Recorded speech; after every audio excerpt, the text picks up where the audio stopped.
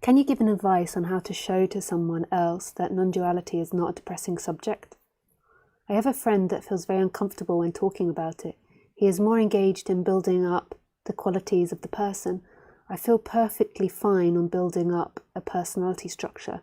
Is there a point of connection between taking care of his personality and this wonderful non-duality subject?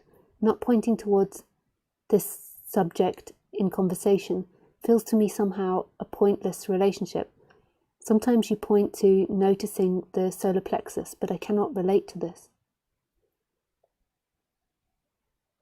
I'm confused by the second part. I feel perfectly fine on building up a personality structure.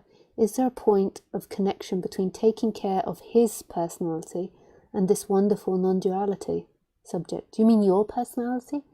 Not pointing towards this subject in conversation.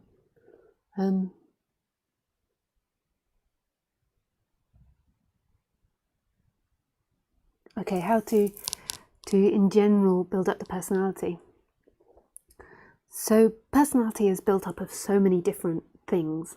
Like it's kind of everything. It's your body, it's your feelings, it's your emotions, and it kind of like gets glomped into this thing called character. And then we have this extra thing where when we're identified with the body, mind, and the character, we forget who we truly are, and then seeking is created. And then that makes the personality structure really complex because like initially as a child you liked ice cream and then your parents told you shouldn't be fat and sugar is bad for you and you shouldn't eat that, and then suddenly like your relationship to just liking ice cream becomes very complex. So normally in this subject you become more simple, so you undo the seeking energies and your ideas and your ways of being become more simple. And I feel like what happens is there's this natural flow that appears. So we have like these natural traffic lights that go on and off.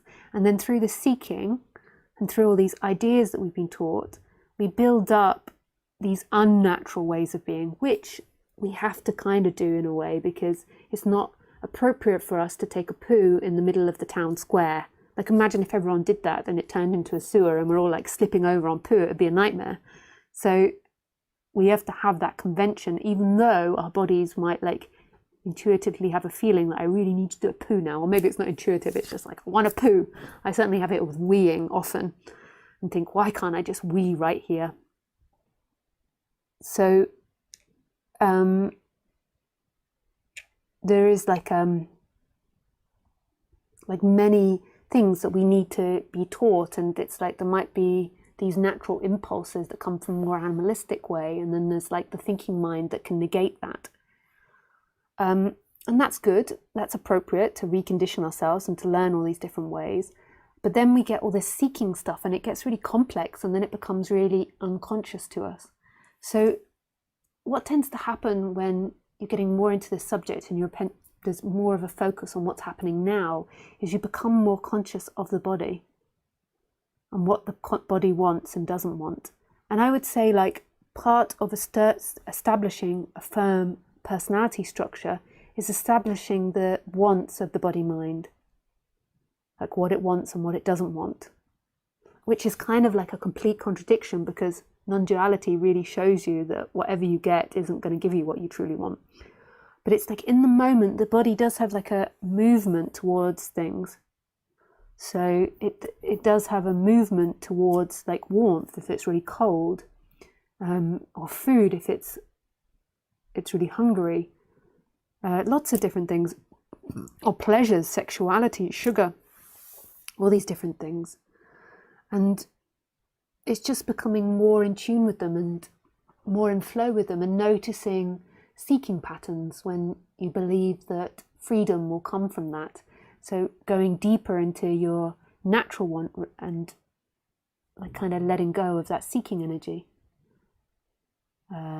Maybe you have a seeking energy to appear a certain way, so that stops you asking for things or wanting things, or maybe you've been denied a lot of things or dismissed. So I think as you get into this subject, you become more and more conscious of the body. And in the body, there is a natural flow which you can kind of like jump into the river of. It's not as simple as like a natural flow because we obviously have to have rules in society and certain ways of being. So there is going to be this natural flow sometimes, and then this other one that's like beep, beep, beep, alarm, alarm, not appropriate to poo in the town square. Actually, I was trying to figure out how my friend can befriend more non-duality. I love this subject. I think it's none of your business, said with love, whether they are involved in non-duality or not. I think that's your issue, not theirs. None of our beeswax.